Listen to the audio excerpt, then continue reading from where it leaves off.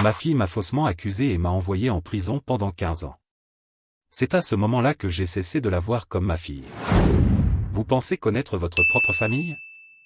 Moi aussi, je le pensais, jusqu'au jour où ma propre fille m'a détruit avec un mensonge.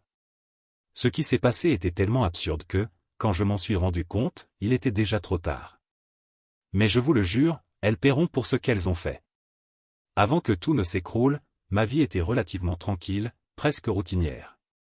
J'avais un emploi stable comme ingénieur civil, un métier qui me permettait de vivre confortablement. Chaque matin, en me réveillant, je me sentais reconnaissant d'avoir une famille soudée.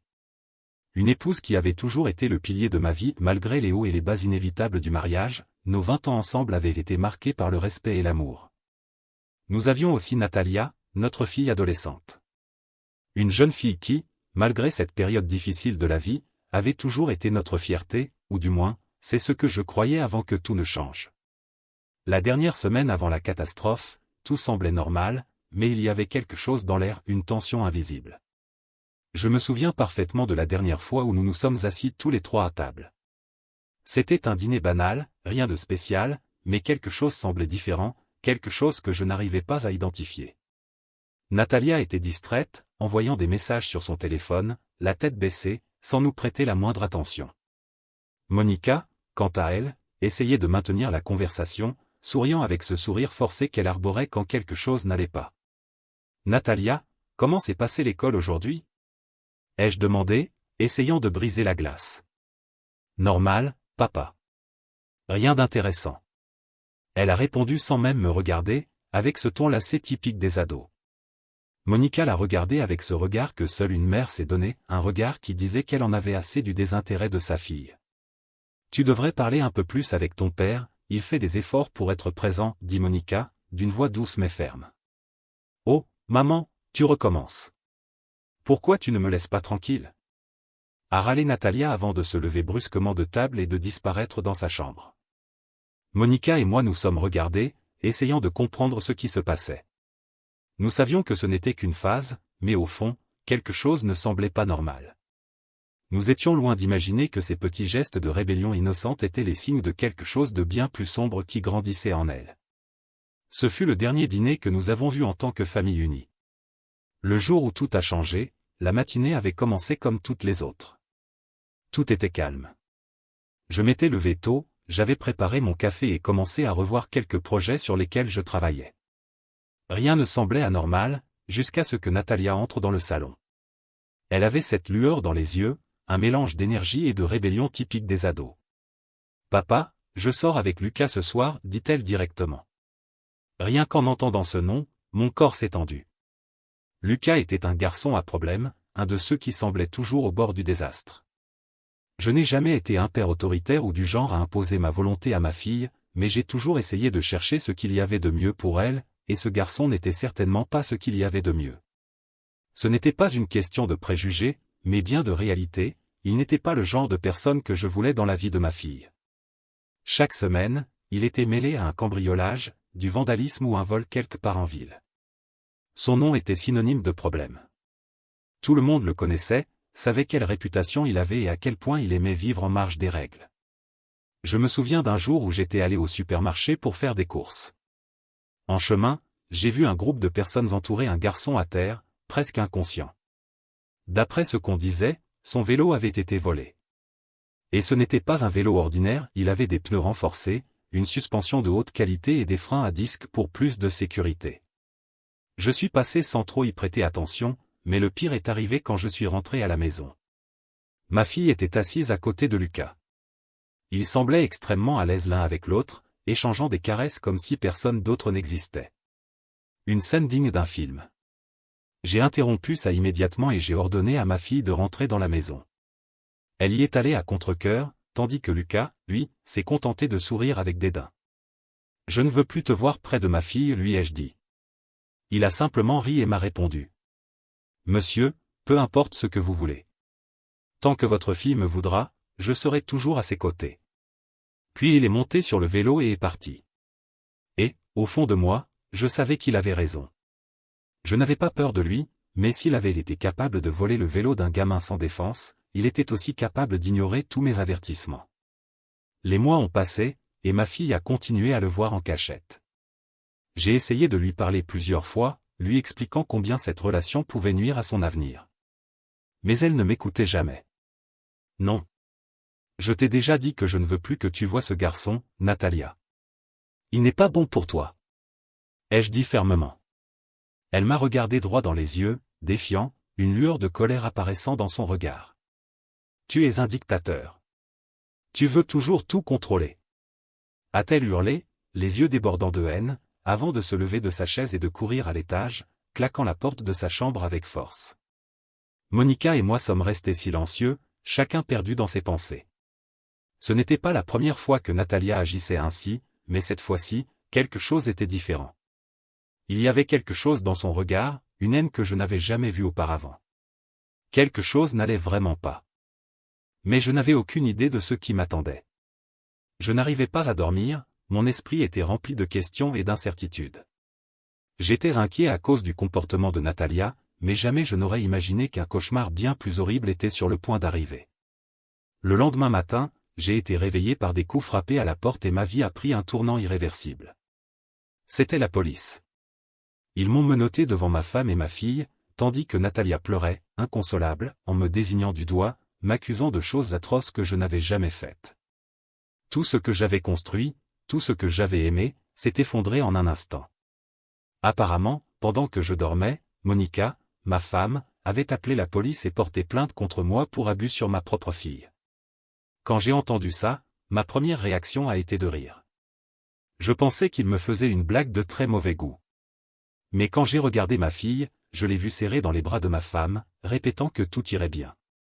Je n'arrivais pas à croire ce qui se passait sous mes yeux. Ma propre fille m'avait accusé faussement d'abus. Je me suis dit, ça doit être une erreur. J'ai dit au policier, je ne pourrai jamais faire ça à ma fille. Natalia, dis-leur que c'est une blague, dis la vérité, ai-je crié en larmes, les yeux rouges d'avoir tant pleuré, la peur me rongeant de l'intérieur. Natalia m'a regardé. J'ai cru qu'elle allait dire ce qui se passait vraiment, qu'elle allait admettre que je ne lui avais jamais fait de mal et que tout ça était faux. Mais au lieu de ça, elle a confirmé les propos de sa mère. Cet homme m'a abusé plusieurs fois, a-t-elle dit, sans la moindre hésitation dans les yeux, seulement une haine pure. Jamais je n'aurais imaginé que ma fille puisse faire une chose pareille. Nous avions nos disputes, comme toutes les familles, mais en arriver à m'accuser faussement d'un crime pareil, c'était impardonnable. Les jours qui ont suivi l'accusation, mon monde s'est effondré. Mon meilleur ami, Mario, celui qui avait été comme un frère pour moi depuis le lycée, n'a même pas pris la peine de me demander si c'était vrai. Ces mots ont été comme des coups de poignard. Peterson, c'est impardonnable. Je ne peux pas être associé à quelqu'un comme toi, m'a-t-il dit au téléphone, d'une voix froide et distante. Mario, tu me connais mieux que personne. Tu penses vraiment que je suis capable de faire une chose pareille, l'ai-je supplié. Mais il a simplement détourné le regard, même si ce n'était qu'à travers la ligne téléphonique. Je ne sais pas quoi penser, a-t-il répondu avant de raccrocher pour toujours. Les trahisons ne sont pas venues seulement des amis. Même ma propre famille m'a tourné le dos. Mes parents, ceux qui m'avaient toujours soutenu inconditionnellement, m'ont regardé avec dégoût. Nous n'arrivons pas à croire que tu as fait ça, Peterson. Comment as-tu pu, m'a dit ma mère en larmes, tandis que mon père me fixait avec un mélange d'horreur et de déception. J'ai essayé d'expliquer, j'ai tenté d'argumenter, mais leur cœur était déjà rempli de doutes. Les mots de Natalia ont suffi à détruire des années de confiance et d'amour. Personne ne m'a cru. Ma vie s'est écroulée à une vitesse que je n'arrivais pas à comprendre sur le moment. J'ai perdu mon travail. Je ne pouvais plus sortir. Les endroits que je fréquentais régulièrement ont commencé à me refuser l'entrée. L'hôtel où je logeais m'a mis dehors comme si j'étais vraiment un criminel. Ma fille a commencé à répandre l'histoire de plus en plus, jusqu'à ce qu'elle arrive aux infos locales, où l'on m'a étiqueté comme un abuseur d'enfants. J'avais toute la ville contre moi pour quelque chose que je n'avais jamais fait. J'ai essayé de parler à ma fille et à ma femme, mais elles ne faisaient que jouer la comédie pour attirer l'attention. J'ai demandé plusieurs fois à ma fille pourquoi elle avait fait ça, et elle répétait simplement que tout était ma faute. Je ne comprenais vraiment pas comment je pouvais être coupable de quelque chose que je n'avais jamais commis. La douleur de la trahison me rongeait de plus en plus, mais malgré tout, je n'arrivais pas à haïr complètement ma femme, encore moins ma fille. Je me souviens d'un jour, alors que j'étais dans un refuge, essayant de manger quelque chose car, avec tout ce qui se passait, je n'avais rien avalé depuis longtemps. La faim n'était pas venue frapper à ma porte, seulement le désespoir et la tragédie. C'est alors que j'ai reçu une convocation. Sur le papier, il était écrit « Cher Monsieur Peterson, veuillez vous présenter le 17 avril, à 13 h, au centre de détention pour le début de votre procès. » J'ai toujours pensé que ce genre de choses était plus formel, avec des termes plus sophistiqués, mais apparemment, il croyait vraiment que j'étais un abuseur et un idiot. J'ai continué à lire, l'absence sera considérée comme outrage au tribunal et vous recevrez une peine encore plus sévère. Donc, pour votre propre bien, soyez présent. Signé, juge en chef du centre de détention. Quand j'ai fini de lire la convocation, je ne savais pas si c'était un ordre, un avertissement ou s'ils étaient déjà en train de me condamner. Ce qui était clair pour moi, c'est que gagner ça ne serait pas facile. Quelques jours avant la date fixée, j'ai eu une conversation avec mon avocat. Contrairement à beaucoup de mes amis et de ma famille, Maître Miguel croyait en mon innocence. Il avait été à mes côtés dans tous les hauts et les bas de ma vie ces 10 dernières années. Nous avions traversé de nombreuses situations difficiles ensemble, créant un lien qui allait bien au-delà de la relation avocat-client. Il était comme un frère pour moi. Je ne vais pas te mentir, a-t-il commencé. Je veux que tu sois honnête avec moi. D'après ta réponse, je déciderai si je te soutiens, ou si je te laisse crever. Le choix t'appartient. C'est ce qu'il m'a dit, avec un regard qui m'a transpercé jusqu'au plus profond de mon être. Il m'a fixé droit dans les yeux et a lancé ces mots comme un vétéran de guerre tirerait au fusil. « Tu as fait quelque chose dont tu regrettes avec Natalia ?» demanda-t-il d'un ton glacial, presque hostile. Je n'ai pas répondu, sans détourner les yeux des siens. Je ne pourrais jamais faire ça à ma propre fille. Son visage s'est crispé, comme si, l'espace d'un instant, il avait douté de moi. Mais ensuite, il a soufflé. « Très bien, je te crois. » Mon expression de surprise l'a amusé. Il s'est mis à rire, presque incrédule de ce qui venait de se passer. Je lui ai demandé pourquoi il riait, et il m'a dit. « Ta tête, mon vieux, tu aurais dû te voir, dit-il en s'étouffant presque de rire. Je l'ai regardé, poussant un soupir de soulagement. Au moins, quelqu'un croyait en mon innocence. Nous avons eu une longue conversation. Nous avons parlé de tout ce qui jouait contre nous et de comment contre-attaquer. Nous avions beaucoup de preuves. Notre victoire était en route. Quand le jour du procès est arrivé, nous avons croisé Monica et Natalia. Elles avaient mis en scène une performance digne de Hollywood. Elles portaient des vêtements noirs, le visage à peine visible sous un long voile sombre. Elles pleuraient. C'était une scène de film. Un instant, j'ai pensé à m'approcher pour leur parler, mais mon avocat, Miguel, m'a conseillé de garder mes distances. J'ai écouté son conseil, et nous sommes rentrés dans le tribunal, tandis qu'elles attiraient toutes les caméras et les projecteurs venus couvrir l'affaire la plus médiatisée de la ville. Le procès a été une farce dès le début. L'accusation de ma fille était si percutante, et le drame qu'elle a joué devant le juge si convaincant, que le procureur n'avait besoin de rien d'autre que de ces mots pour lancer son attaque. Mon avocat, un homme avec des années d'expérience, s'est battu contre vent et marée pour présenter la vérité, mais cela n'a pas suffi. Mademoiselle Natalia, pourriez-vous détailler les événements qui vous ont poussé à porter plainte, demanda mon avocat, patiemment. Elle sanglotait de façon théâtrale, ses larmes coulaient lourdement avant qu'elle ne réponde. Il entrait dans ma chambre chaque nuit et me faisait des choses horribles. Elle faisait des pauses dans son récit pour pleurer et essuyer ses larmes, puis continuait. Il me menaçait, et si je ne le laissais pas faire ce qu'il voulait, il disait qu'il s'en prendrait à ma mère. Pendant que Natalia parlait, je la fixais, les larmes me montant aux yeux, remplies de tristesse et de déception. La fille que j'aimais plus que tout était en train de me trahir, et je ne comprenais pas ce que j'avais bien pu faire de mal. C'était insupportable. Chaque mot de Natalia me frappait comme un coup de poing dans le ventre. « Vous avez une preuve physique pour soutenir ces accusations ?» insista mon avocat. « Non, mais je sais ce qui s'est passé et je ne peux plus me taire, » répondit-elle d'une voix ferme. Le juge me fixa avec une fureur que l'on pouvait ressentir à des kilomètres et demanda. « Est-ce que ce qu'elle dit est vrai ?»« Non, monsieur, » répondis-je d'un ton ferme, sans élever la voix. « Alors pourquoi votre fille dit-elle tout ça ? Elle ment ?» Je ne savais pas quoi répondre. En voyant mon silence, quelqu'un assis à côté de Natalia a crié. « Sale abuseur !»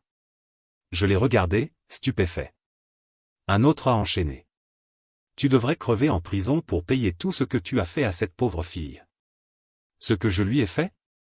Mais je ne lui ai rien fait, ai-je crié, la voix étranglée par mes sanglots. Le juge frappa sur son bureau avec son marteau et demanda le silence. Puis il me regarda, soupira et dit. Une ordure comme vous devrez pourrir derrière les barreaux. J'étais sous le choc en entendant ces mots. Mon avocat a tenté de contester, mais cela ne servait déjà plus à rien. La session a continué. Très bien, dites-moi vos preuves. Même si je doute que ça change quoi que ce soit à ce que votre fille a déclaré. Souvenez-vous, dit-il en hurlant, les enfants ne mentent jamais. Votre honneur, commençai-je, contrairement à vous qui me jugez sans savoir et sans preuve. Taisez-vous et allez droit au but ou je vous condamne sur le champ, me coupa le juge. J'ai pris une grande inspiration et poursuivis. Je n'ai rien fait de mal à ma fille. Je l'ai seulement aimée, protégée et soutenue. Je ne comprends pas d'où ça sort. J'ai été interrompu par un cri de Natalia. Mensonge. Il m'a toujours forcé à faire des choses horribles contre ma volonté. J'ai regardé le juge et j'ai vu sa colère grandir. Je ne pouvais pas croire ce qu'elle était en train de faire. Avant que le juge ne puisse dire un mot, j'ai regardé Natalia et j'ai crié.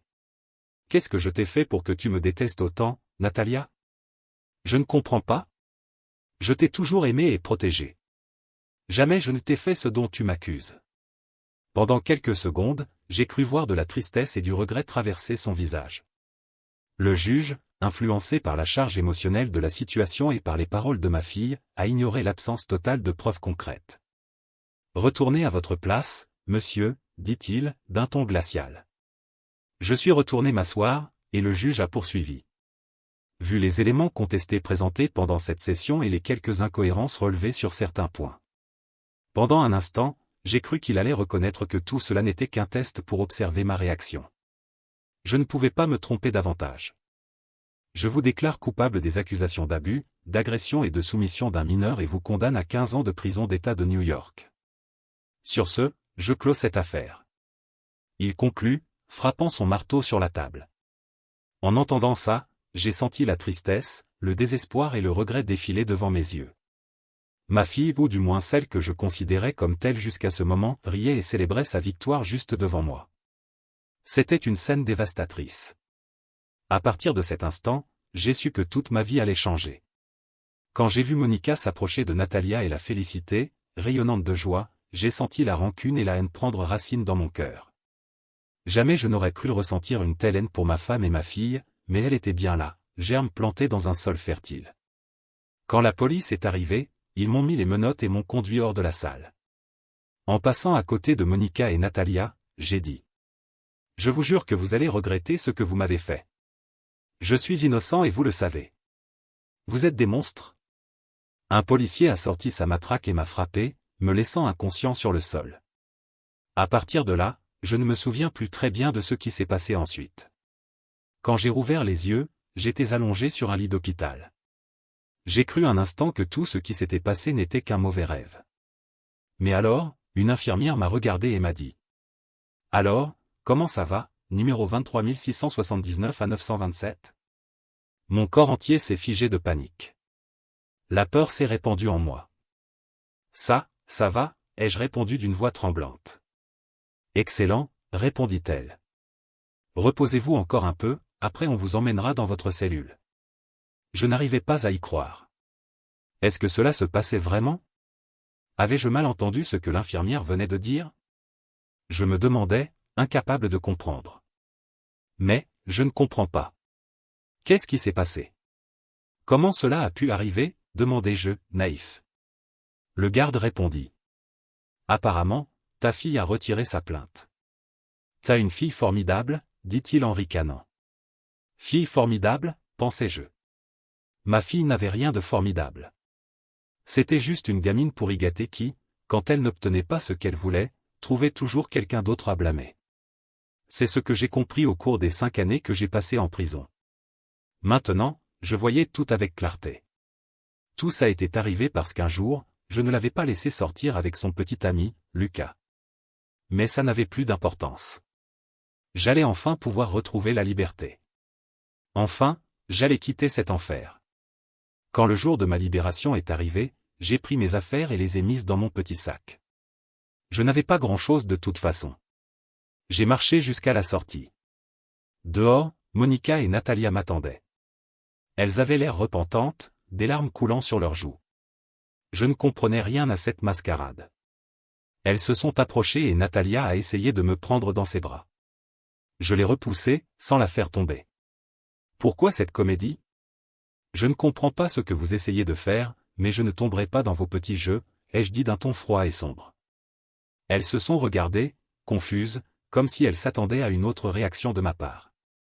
Vous pensez que parce que vous m'avez fait sortir de prison après m'avoir accusé faussement, je vais vous pardonner?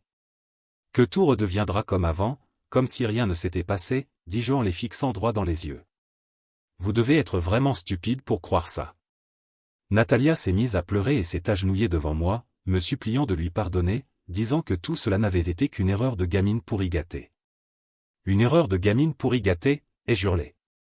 J'ai passé 5 ans en prison à cause de ta foutue stupidité. Ils m'ont fait vivre l'enfer là-dedans. Et tu crois qu'un simple « désolé » va tout arranger? Ne sois pas stupide, Natalia. Monica me regardait, choquée. Jamais elle n'aurait imaginé que je puisse parler ainsi à notre fille. Même moi, je m'étonnais de mes propres mots. Pendant toutes ces années, j'avais été le père calme et aimant, le mari parfait. Mais tout ça avait volé en éclats après cette accusation. La haine qui brûlait en moi ne disparaîtrait pas avec quelques larmes. J'avais besoin de vengeance. Il fallait qu'elle paie pour tout ce qu'elle m'avait fait endurer. Ce jour-là, je suis parti sans dire un mot de plus.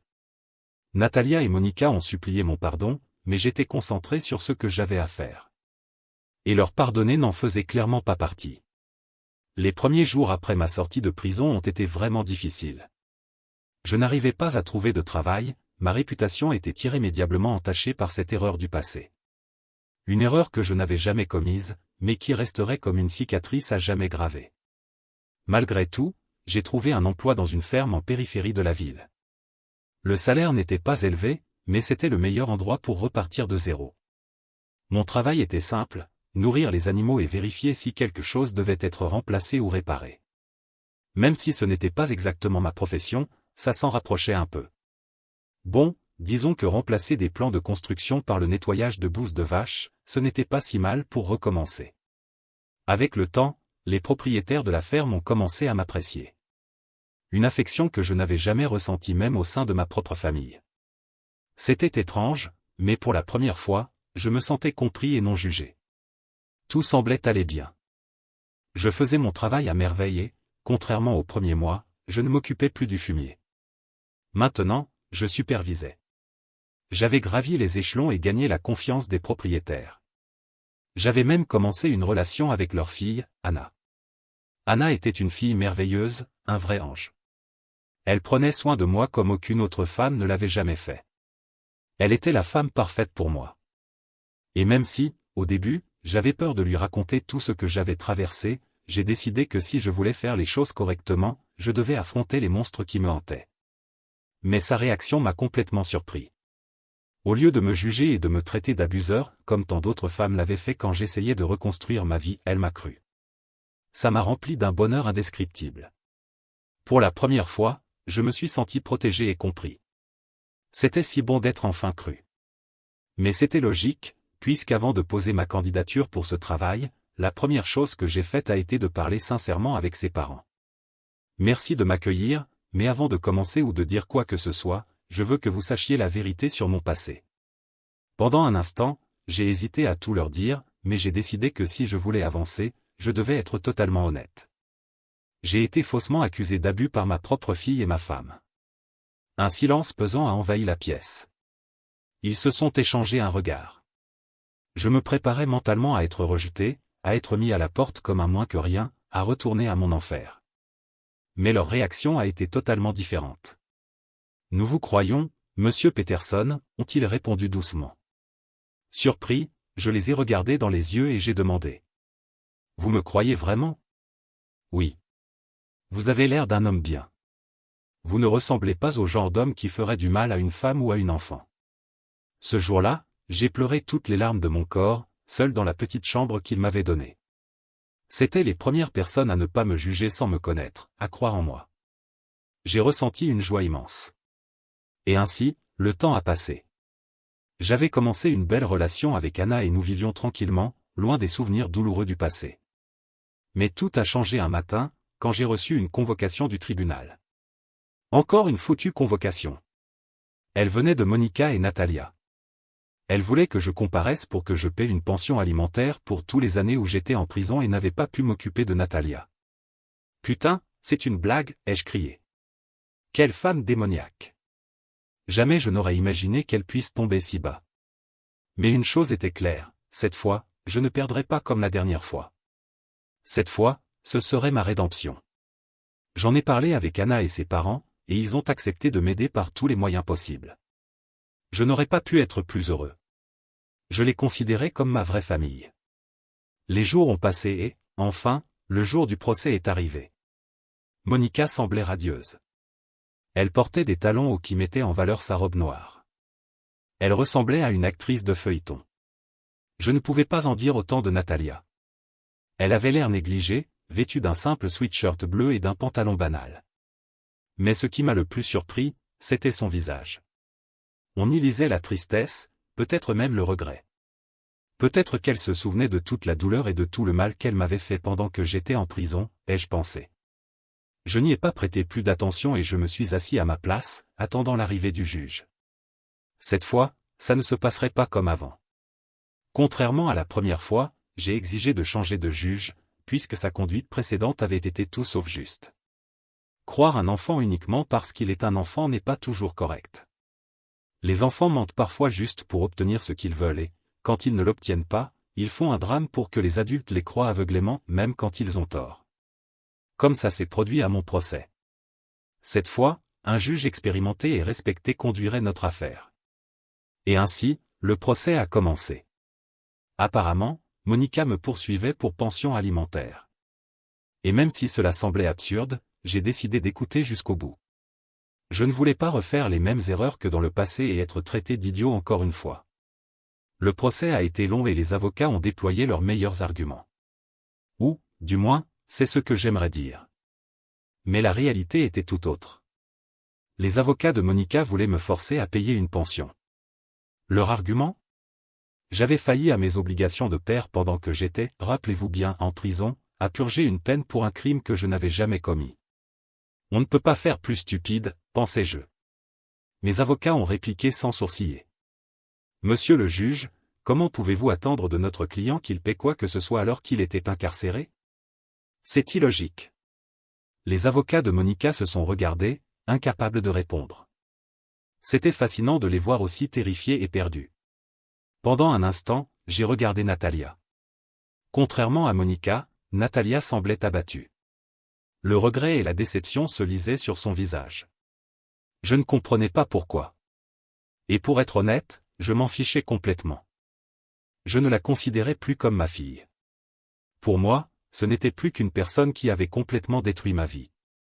La discussion entre mes avocats et Monica a continué un long moment, jusqu'à ce que Natalia explose. Ça suffit. J'en ai marre. Je ne veux plus continuer. La salle est devenue totalement silencieuse. Tout le monde attendait les prochains mots qui sortiraient de sa bouche. Monica a essayé de la faire taire, mais Natalia l'a ignorée et a poursuivi. Je veux juste le pardon de mon père. Je ne veux pas d'argent, je ne veux rien. Je veux juste son pardon. Elle a marqué une pause, m'a regardé les larmes aux yeux et a dit. Papa, s'il te plaît, pardonne-moi. Je suis tellement désolé, vraiment désolé. Mes yeux se sont remplis de larmes. Même si je ressentais de la haine pour elle, je ressentais aussi de l'amour. Je n'avais jamais cessé de l'aimer. Mais aussi fort que je le voulais, je ne pouvais pas simplement la pardonner comme ça, en un claquement de doigts. Je l'ai regardée froidement et j'ai dit. Je suis désolé, Natalia, mais je ne peux pas. Je ne peux pas te pardonner. J'ai trop souffert en prison. Tu as ruiné ma vie pour un simple caprice. Des excuses ne suffiront jamais à réparer ça. Je me suis tourné vers le juge, et lui, sans prolonger la scène, a déclaré. Monsieur Peterson, je comprends que la haine puisse envahir votre cœur, mais souvenez-vous qu'il peut toujours y avoir de la joie et de la réconciliation. Je l'ai interrompu. Votre honneur, même si je comprends votre point de vue, je ne pense pas que ce soit pour moi, pas maintenant. Je vous demande de respecter ma décision. Le juge m'a regardé longuement, puis, avec un profond soupir, il a dit. Bien que je ne puisse pas faire grand-chose pour toi, Natalia, je peux au moins t'offrir une étreinte de ton père. Vous accepteriez, monsieur Peterson? Non, ai-je répondu froidement. Monsieur Peterson, même si vous ne le voulez pas, vous devez accepter qu'elle est votre fille et que, malgré son erreur, vous devez l'aimer. Viens, Natalia, l'appela-t-il. Viens et étreins ton père. Je l'ai regardé d'un air de reproche. Je n'embrasserai personne. On se croirait au pôle Nord, lança le juge, ironique.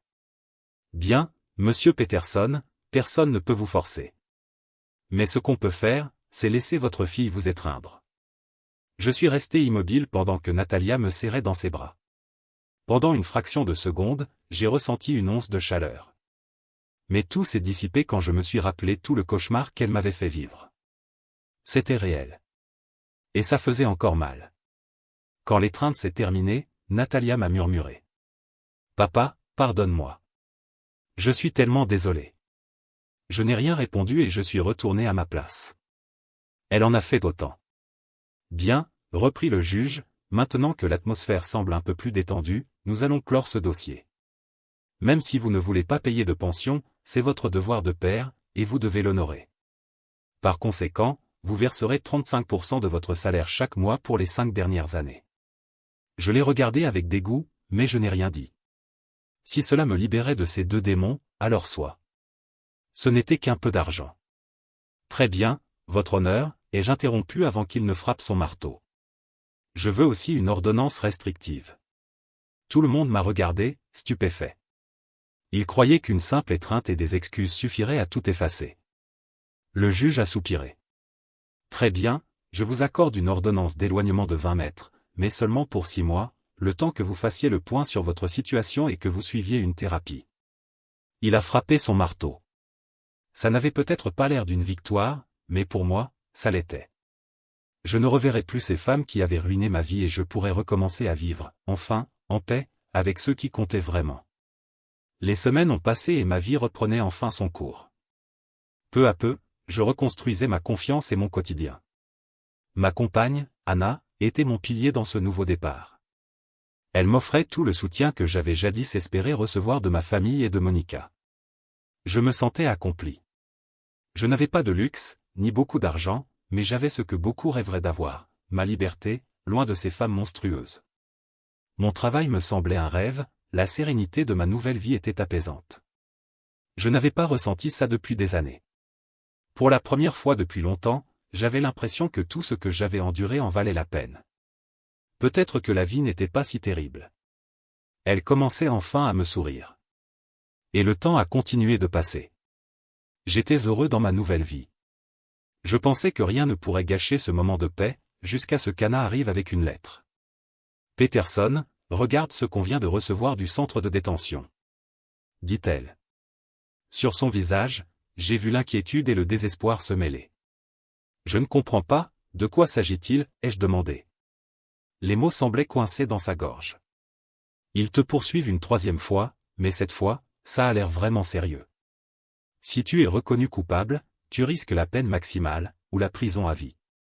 Quand elle a terminé, elle m'a regardé les yeux pleins de larmes.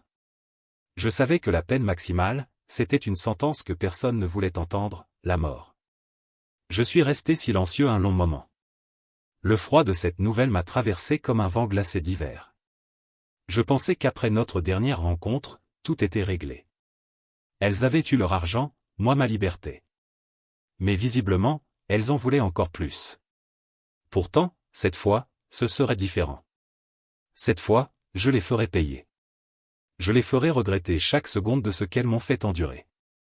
Je pensais laisser les choses telles qu'elles étaient, mais puisqu'ils voulaient la guerre, ils allaient la voir. J'ai parlé avec les parents d'Anna, et ils m'ont recommandé un excellent avocat. Un homme qui n'avait jamais perdu un seul procès, réputé pour sa poigne impitoyable et pour faire plier ses adversaires à ses pieds. C'était exactement le genre d'homme dont j'avais besoin. Quand j'ai rencontré cet avocat, je lui ai raconté toute mon histoire, depuis le début, bien avant la prison jusqu'à aujourd'hui. Sa personnalité froide et calculatrice m'intriguait. Je ne savais pas s'il allait me croire ou simplement me jeter dehors comme un chien galeux. Après avoir terminé mon récit, je l'ai regardé droit dans les yeux et j'ai demandé.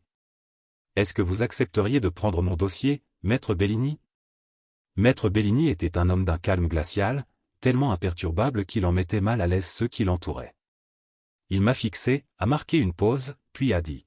« Tu crois vraiment que je t'aurais fait venir ici aujourd'hui si je n'avais pas déjà accepté ton dossier ?» Son ton ferme et autoritaire m'a presque fait m'enfoncer dans ma chaise, qui semblait soudainement minuscule. « Pardon, maître, je n'avais pas compris. » Ai-je balbutié. Je veux dire que j'avais déjà décidé de te défendre avant même que tu poses un pied dans mon bureau. Et là, Maître Bellini a éclaté de rire. Un rire sec, presque terrifiant, qui a résonné dans toute la pièce. Ne sois pas stupide, gamin. Je ne suis pas du genre à faire confiance au premier inconnu qui frappe à ma porte pour mendier de l'aide. Il a esquissé un sourire en coin et a poursuivi. C'est une requête de mon vieil ami. Tout s'est éclairé dans ma tête, le père d'Anna avait plaidé ma cause. Cela rendait tout plus simple. Sans perdre plus de temps, j'ai exposé ma requête. Maître Bellini, je suis venu vous demander une chose, je veux que vous m'aidiez à détruire mon ex-femme et ma fille. Je ne supporte plus de les voir, ni même d'entendre parler d'elles. Il m'a fixé un long moment et m'a demandé d'une voix glaciale. Tu es vraiment sûr de ce que tu veux? Écoute-moi bien, une fois que j'aurai lancé cette machine, il n'y aura plus de retour possible. Je l'ai regardé, repensant à ma demande. Je me demandais encore si j'étais prêt à aller aussi loin. Mais Maître Bellini a tranché mes doutes d'un seul mot. Ta femme? Je peux la réduire en miettes. De ce que je vois, c'est elle qui profite le plus de la situation. Mais ta fille? Il s'est interrompu, plus longtemps que jamais, avant de reprendre. C'est ta fille. Veux-tu vraiment que je la détruise aussi? Je te laisse une semaine pour y réfléchir et me donner ta réponse. Pendant une seconde, j'ai hésité. J'ai presque reculé. Mais je me suis souvenu des années de souffrance que j'avais endurées à cause d'elle. Oui. À cet instant, ce n'était plus seulement une question de liberté. C'était une question de vengeance. Je l'ai regardé droit dans les yeux et, sans la moindre hésitation, j'ai dit. Je n'ai rien à réfléchir. Je veux qu'elle souffre elle aussi. Qu'elle ressente ne serait-ce qu'un fragment de la douleur qu'elle m'a infligée. Je ne savais pas ce qui me choquait le plus, le ton de ma voix ou les mots qui venaient de sortir de ma bouche. Mais une chose était certaine, je ne reculerai pas.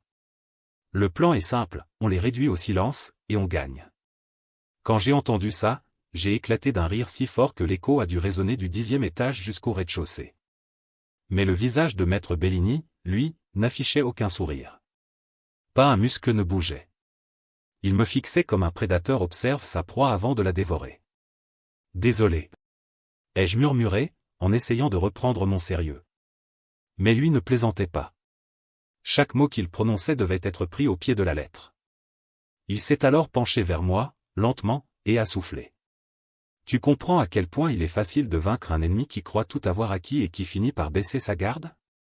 Je l'ai regardé, un peu déstabilisé. Je ne savais pas si c'était une menace voilée ou une promesse de victoire. Mais une chose était sûre, avec cet homme, je ne perdrai pas. Nous avons parlé en détail. Il m'a bombardé de questions sur ma relation avec ma fille et mon ex-femme, sur nos disputes, sur les moindres détails qui pourraient être utiles pour les abattre une bonne fois pour toutes. J'ai répondu à tout, pensant lui donner de l'or en barre. Mais, à mes yeux, tout ce que je racontais semblait soudain sans importance. Son visage montrait qu'il commençait à perdre patience. C'est alors qu'en plein milieu de ce brouillard, une lueur est apparue. J'ai parlé de Lucas, ce garçon, la racine de toute cette histoire. C'était ma carte maîtresse. Quand il a entendu chaque détail de ce qui s'était passé entre Lucas et ma fille, ses yeux se sont illuminés. Il venait de relier toutes les pièces du puzzle et d'élaborer le plan final. Le jour du procès est arrivé. J'étais tendu. Je faisais confiance au talent de Maître Bellini, mais au fond, quelque chose me rongeait. Anna et sa famille m'accompagnaient. Ils étaient ma véritable famille, mes anges gardiens dans cette descente aux enfers. Quand nous sommes arrivés au tribunal, une foule s'était massée devant. Des inconnus, curieux, avide de salir encore un peu plus mon nom. Mais cette fois, ce ne serait pas moi la victime. Cette fois, c'était moi le prédateur. Là, devant moi, se tenait mon ex-femme. Je pouvais voir qu'elle n'était peut-être pas célèbre, ou peut-être que si, grâce à la réputation qu'elle s'était forgée sur des mensonges et de la manipulation. C'était Monica qu'on interviewait. Elle rayonnait, comme si toute cette attention était une bénédiction. À ses côtés, Natalia avait l'air abattue, le regard perdu vers le sol. Peut-être ressentait-elle enfin le poids de tout ce qu'elle avait causé, pensais-je, sans grande pitié. Mais quand les journalistes m'ont aperçu, ils ont immédiatement cessé de s'intéresser à elle. Ils m'ont encerclé comme une meute de loups, me bombardant de questions et d'insultes. Comment as-tu pu faire ça à ta propre fille? Tu es malade. Tous les hommes comme toi sont des monstres. Que tu pourrisses en enfer. On doit respecter toutes les femmes, surtout les enfants. Crève, abuseur. Et ça continuait encore et encore. Aucun ne me laissait le moindre espace pour répondre à ces accusations venimeuses qu'ils lançaient sans savoir la vérité.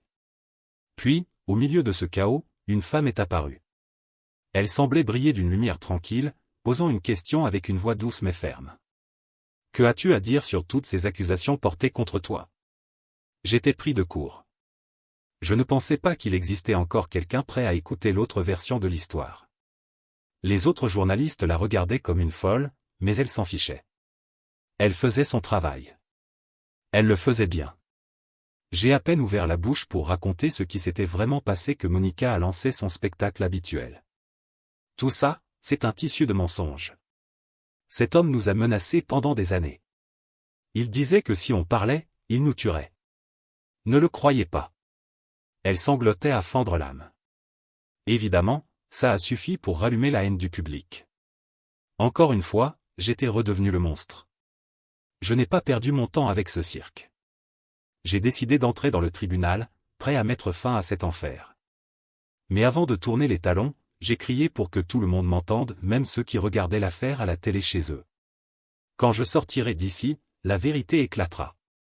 Et tous ceux qui ne m'ont pas cru le regretteront amèrement. Puis j'ai pris la direction de la salle d'audience. Vers la liberté que j'attendais depuis si longtemps. La bataille a été rude. Les arguments des deux côtés étaient tranchants, convaincants. Mais ce qui m'a le plus stupéfié, c'est la quantité de fausses preuves qu'ils avaient fabriquées. C'était tout simplement hallucinant. Le juge a dû frapper son marteau pour rétablir le silence, pour la 5e fois, après que mon avocat eut présenté un argument implacable. En face, Monica et ses avocats ont commencé à perdre leur sang-froid. Bellini et moi, nous ne pouvions retenir un petit sourire à la vue de leur misère. Alors maître Bellini s'est levé. Madame Monica, pouvez-vous décrire, avec vos propres mots, comment vous avez été torturée par mon client? Rassurez-vous, pas besoin de trop de détails. Juste quelque chose de convaincant pour tout le monde ici. Monica ne savait pas quoi dire. Bien sûr qu'elle ne savait pas, je l'avais toujours traitée comme la femme de ma vie. J'aurais donné ma vie pour elle, pour Natalia aussi. Mais tout ça, c'était avant. Elle a dégluti, a essuyé ses larmes imaginaires, puis a balbutié entre deux sanglots. La nuit, il me prenait par le cou, il me giflait. Il disait que si je n'obéissais pas, la prochaine fois serait pire. C'était horrible, une vie de terreur. Bellini l'a interrompu, implacable. Je ne comprends pas. Pourquoi ne l'avez-vous pas dénoncé plus tôt? Pourquoi avoir attendu aussi longtemps? Parce qu'il me menaçait. Il disait que personne ne me croirait. Que je passerais pour une idiote. Dans ses yeux, elle goûtait déjà à sa victoire. Elle m'imaginait croupissant derrière les barreaux pour le restant de mes jours. Mais maître Bellini n'avait pas encore joué sa dernière carte. Il s'est tourné vers elle, presque amusé. Vous êtes certaine que tout cela s'est vraiment passé, Madame Monica? Qu'est-ce que vous insinuez? Comment osez-vous douter de la parole d'une femme?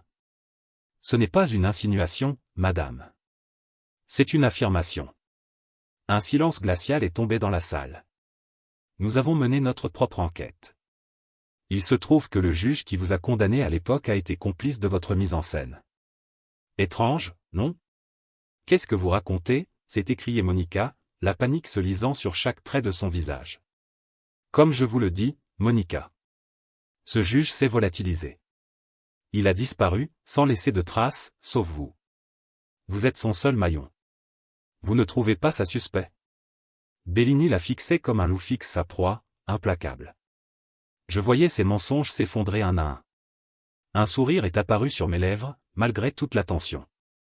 Ses avocats ont tenté de s'interposer, de rejeter en bloc les révélations de Bellini. Mais le juge ne leur a laissé aucune chance. Ils savaient. Ils voyaient que leur château de cartes était en train de s'écrouler. Le juge m'a alors regardé droit dans les yeux. Sa voix résonnait, ferme et pourtant étrangement juste. Bien, monsieur Peterson.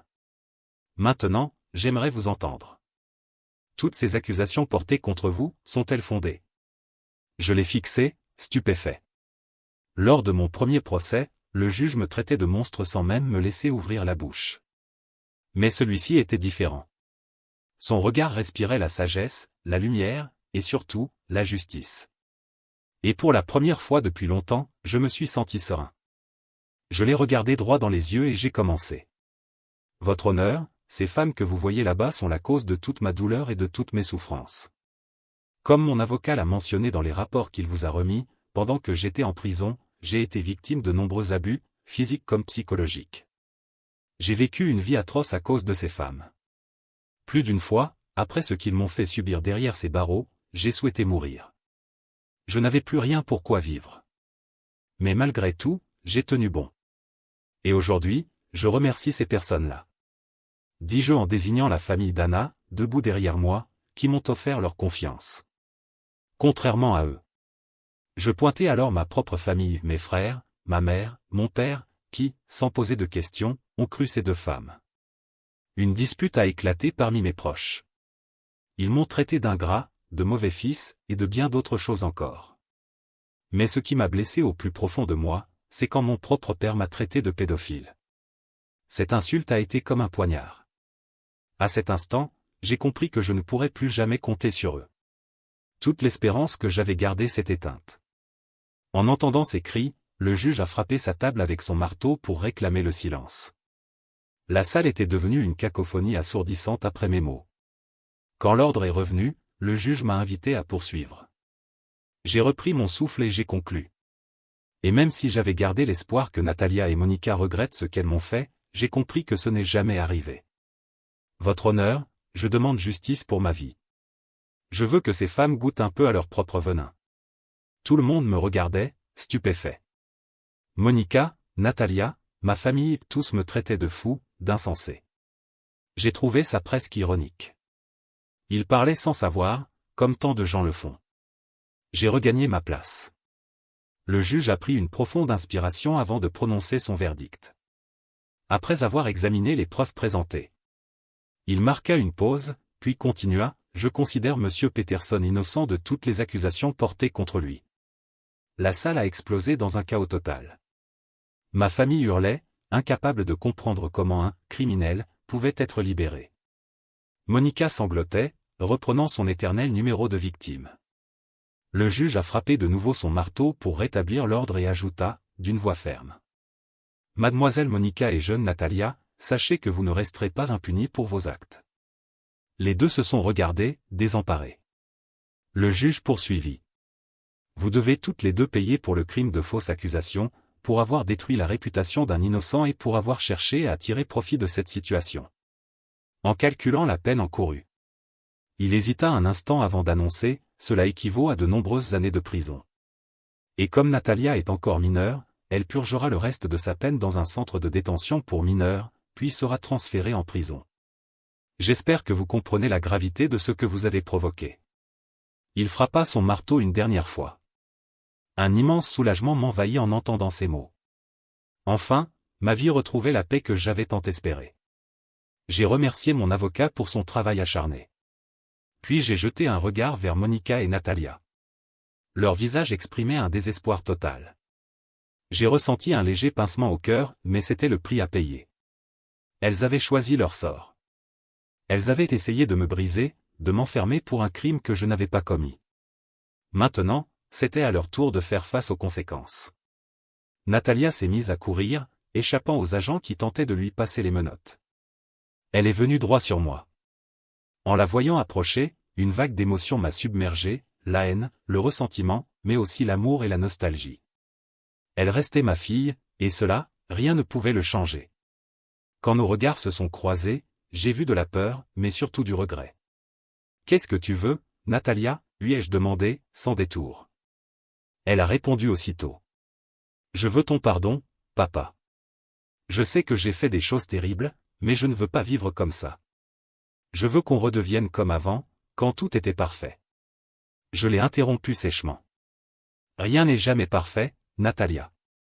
Les gens révèlent souvent leur vrai visage dans la colère, la haine ou la déception. Et toi, tu l'as fait le jour où tu m'as accusé à tort. » Ses sanglots déchiraient la salle, mais je n'ai pas fléchi.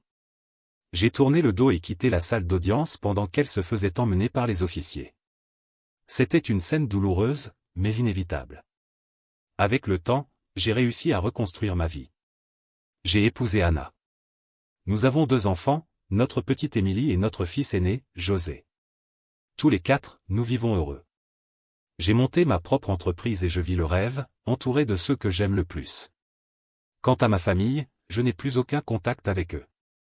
Ils ont essayé, à plusieurs reprises, de me joindre, moi ou Anna. Mais j'ai été clair, ils ne font plus partie de ma vie. Je ne veux pas d'eux près de mes enfants. Ils ont tenté de se justifier, prétendant que tout était allé trop vite, qu'ils avaient cru Natalia, parce qu'une enfant ne ment jamais. Ces mots ont ravivé en moi une colère immense. Je leur ai demandé poliment de ne plus jamais me recontacter, ni d'approcher mes enfants. On m'a traité d'ingrat, mais à ce stade, je n'en avais plus rien à faire. Je voulais une nouvelle vie, sans gens toxiques autour de moi. Quant à Natalia et Monica, tout ce que je sais, je l'ai appris par quelques connaissances. Leur peine a été réduite pour bonne conduite, mais malgré cela, elles vivent un véritable enfer. C'est normal. La prison est un endroit sombre et glacial. Je ne souhaite ça à personne, mais si c'est le prix qu'elles ont dû payer, alors qu'il en soit ainsi. Chacun doit assumer ses fautes. Et elles ont payé pour tous les tourments qu'elles m'ont fait endurer. Commentaire Monsieur Reddit. Ah, ces histoires sont toujours un vrai spectacle, n'est-ce pas? Imaginez accuser quelqu'un sans preuve et s'attendre à ce que tout s'arrange. Mais pas de panique, le monde adore un bon retournement de situation, vivement les prochaines.